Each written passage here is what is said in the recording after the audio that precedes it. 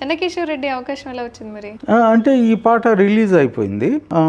చెన్నకేశవ రెడ్డి వివి నాయక్ గారు ఎట్లా mass song కావాలంటే దానిలో కొంచెం మాస్ టచ్ ఉంటుంది డాడీలో. అంటే మాస్ వర్డ్స్ ఉంటాయి కదా, అంటే ఆ మెలోడీ మాస్ టచ్ వర్డ్స్ ఉంటాయి దానిలో.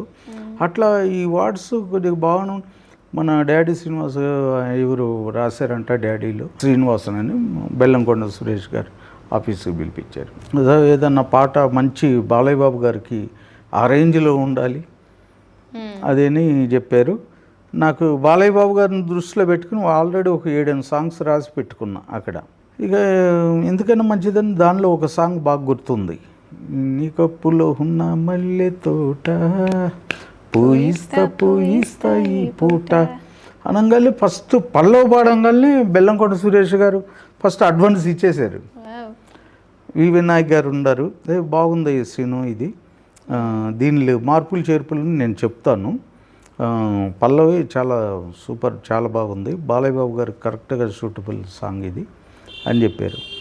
ఇక తర్వాత వి వినాయక్ గారు ఇదిగో ఇది ఇది ఇట్లా ఈ చరణంలో ఇట్లా ఉంటే బాగుంటుంది అని కొన్ని ఆయన సజెస్ట్ చేశారు. దాన్ని బట్టి నేను ఎంపటే. ఎంత ఇచ్చారు సార్ అప్పుడు రెమ్యునరేషన్ బెల్లంకొండ సురేష్ గారు? ఇచ్చారండి 40,000 40,000 ఫస్ట్ సాంగ్ నాకు పేమెంట్ అంత 45 ఇచ్చారు.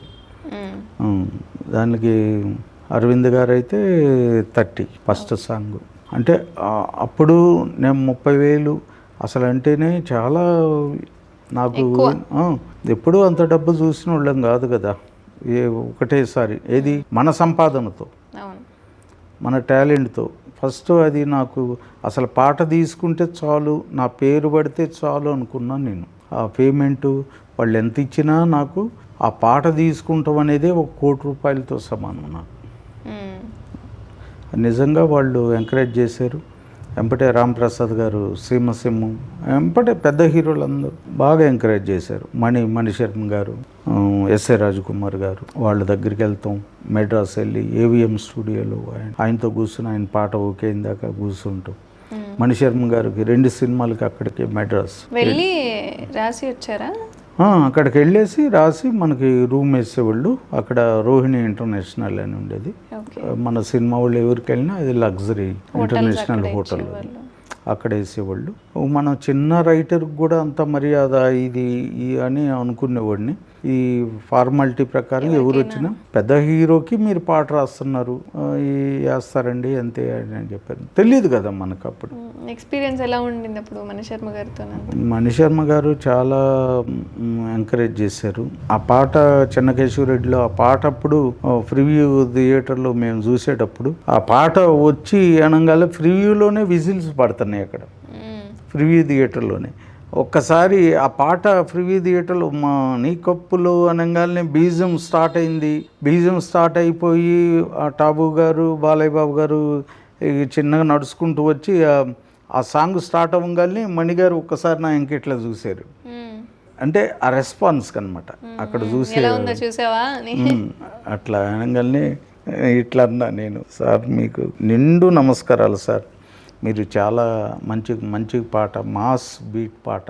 దానిలో కూడా వేటూరు గారు, శాస్త్రి గారు గీత రచయితల్లో. మళ్ళీ ఆ సినిమాకి కూడా పెద్ద రైటర్లే, డాడీకి ఎవరు ఉన్నారు, అందరూ ఉన్నారు. వాళ్ళతో పాటు మళ్ళీ నాకు అవకాశం, ఆ పెద్ద హీరోతో పాటు పెద్ద గేయ రచయితలు వాళ్ళ పక్కన నాకు మళ్ళీ అవకాశం కూర్చున్నాయి ఆ ఫంక్షన్లో. కానీ పెద్ద గేయ రచయిత అయిన డాడీ శ్రీనివాస్ గారు, పెద్ద గేయ రచయిత అని కాదు, నేను ప్రౌడ్గా ఫీల్ అయ్యేవాడినమ్మా. నేను ఇప్పుడు కూడా వేటూరు గారు, శాస్త్రి గారు, భువనచంద్ర గారు, లాస్ట్ ఈవెన్ మా బోసన్నతో సహా ఆ కొండల్లాంటి వాళ్ళే.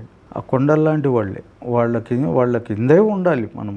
బండ ఎప్పుడు కొండపైకి, ఆ కొండల్లో ఒక అణువు అంతే బండ, అట్లాగే ఉండాలి. నేను ఎప్పుడు కూడా వాళ్ళతో పాటు వేటూరు గారు బ్లెస్సింగ్స్ తీసుకున్నా. గురూజీ ప్లీజ్ మీరు ఆశీర్వదించండి గురూజీ అన్న. ఏం పాట రాసావు నాయనా అన్నారు ఆయన. అదే గురూజీ నీ కొప్పులో నా మల్లె తోట బాగా రాశారు అందరూ. అప్పుడు మేము పువ్వులు పెట్టేవాళ్ళం, మల్లె మొగ్గలు గులాబీ పువ్వులు పెట్టేవాళ్ళం, నువ్వు ఏకంగా తోటనే పెట్టేవు నాయన కొప్పులో అని ఆయన చమత్కారంగా బాగా అప్రిషియేట్ చేశారు. బాగుంది, ఆ పదప్రయోగం బాగుంది అని ఆయన బ్లెస్ చేశారు. శాస్త్రి గారు, బోసన్న అన్న మాస్ వర్డ్స్ చాలా బాగుండే అని ఇప్పుడు కూడా అప్రిషియేట్ చేస్తారు. అప్పుడప్పుడు ఆయనతో మాట్లాడతాను. బోసన్న ఆయనకి గౌరవం లేదు. భువనచంద్ర గారు కానీ, వేటూరు గారు చనిపోయి ఎక్కడున్నారు, ఆయన దగ్గర 2-3 సార్లు చేసుకున్నాం బ్లెస్సింగ్స్. ఆయనతో పాటు ఆయన కాంబినేషన్లో రాయటం అనేది నాటే జోక్. ఈ తరం గేయ రచయితల్లో ఇక నేనే లాస్ట్ అవుతానేమో, అంతే కదా. ఆయన లేరు కదా ఇక ఆయనతో వర్క్ చేయటం అనేది ఒక మిరకిల్ అంతే. సీమసింహం నుంచి పాట కొంచెం. సీమసింహం అప్పుడు చంద్రబాబు నాయుడు గారి హౌస్లో షూట్ జరుగుతుంది. రాంప్రసాద్ గారు ఫోన్ చేశారు, డైరెక్టర్ చిరునవ్వుతో. రాంప్రసాద్ గారు మంచి డైరెక్టర్. ఆయన ఫోన్ చేసి, శ్రీనివాస్ ఎక్కడున్నావమ్మా అన్నాడు. సార్ ఇట్లా ఉన్నాను సార్ వేరే చోట ఒక ఆఫీసులో. అంటే బాలయ్య బాబు గారికి తెలంగాణ స్లాంగ్ మిక్స్ అవుతూ ఒక ఫోక్ కావాలని చెప్పారు. ఫోక్ సాంగ్ కావాలి. ఇప్పటికీ చెన్నకేశ్వర రెడ్డి వచ్చింది. ముందే సీమసింహం, తర్వాత చెన్నకేశ్వర రెడ్డి. డాడీ తర్వాత ఎంపటే రెండవ సినిమానే నాకు సీమసింహం, ఓకే, తర్వాత చెన్నకేశ్వర రెడ్డి. అట్లా రాంప్రసాద్ గారు పిలిపించారు. ఇక అదే డాడీలో బాగుంది పాట, తెలంగాణ ఫోక్ కావాలని చెప్తే ఎంపటే బాలయ్య బాబు గారు లొకేషన్కి రమ్మని చెప్పేశారు. ఎక్కడ చంద్రబాబు నాయుడు గారు జూబ్లీ హిల్స్, చంద్రబాబు నాయుడు గారు హౌస్, వాళ్ళ ఇంట్లోనే జరిగింది. అప్పుడు బ్రేక్లో నేను పిలుస్తాను రమ్మ అన్నారు రాంప్రసాద్. ఓకే సార్ అన్న. ఆ ఫైల్ తీసుకుని పక్కన నిలబడ్డాను. ఆ బ్రేక్లో బాలయ్య బాబు గారు వచ్చి అక్కడ కూర్చుని కొబ్బరి నీళ్ళు తాగుతున్నారు. సరే నేను అక్కడుండి చేతులు కట్టుకుని కూర్చొని రాంప్రసాద్ గారు సైగ చేశారు, ఇట్లా రారా అంటే ఇక దగ్గరికి వచ్చా. బాబు మన ఫోక్ సాంగ్ ఒకటి కావాలనుకున్నాం కదా, ఈయన ఒక పాట వినిపించాడు, బాగానే ఉంది, మీరు కూడా ఒకసారి వింటారంటే పర్లేదు రండి కూర్చోండి అన్నారు ఆయన బాలయ్య బాబు గారు. ఒక ఆయన ముందు కూర్చోవాలంటే ఫస్ట్ టైం అది.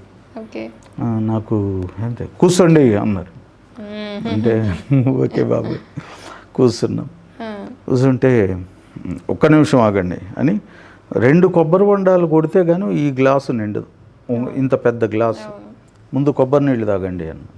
అంటే వద్దు బాబు అన్న. తాగండి.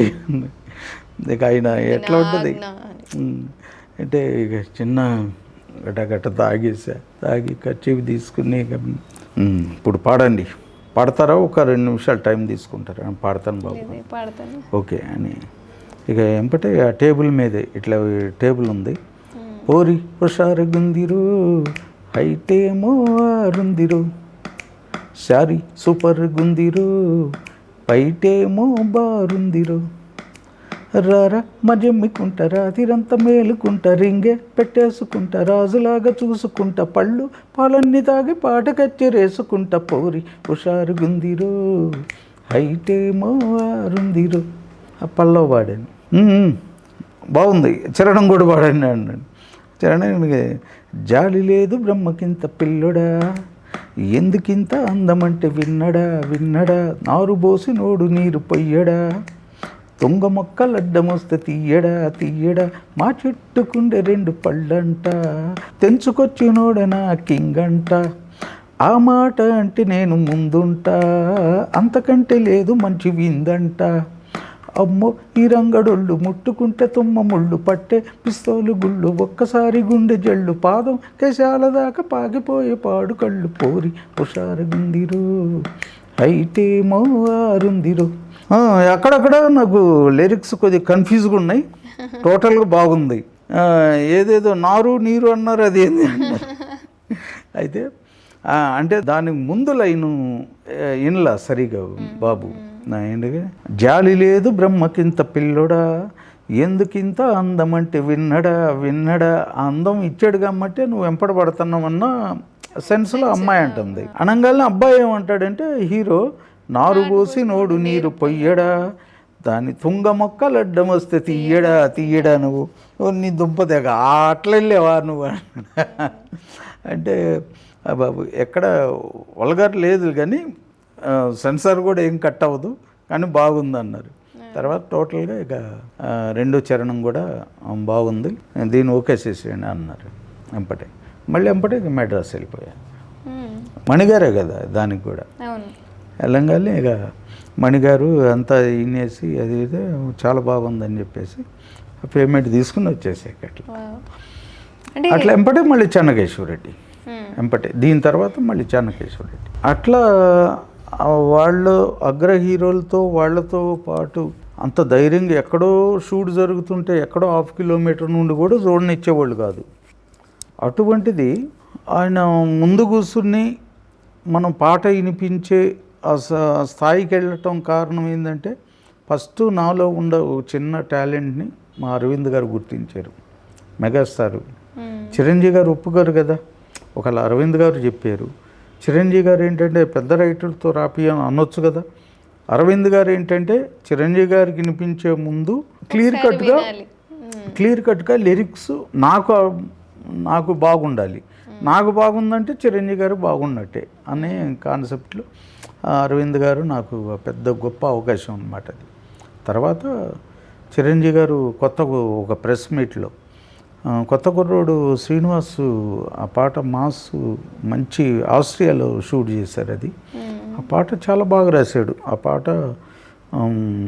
ఏంటంటే స్లో మెలోడీలోనే మాస్ టచ్ వార్డ్స్ వేసి చాలా కొద్దిగా జిమ్మిక్కలు చేశాడు. కొత్త కుర్రోడు శ్రీనివాస్ చాలా బాగా రాశాడని అప్రిషియేట్ చేశాడు. అట్లా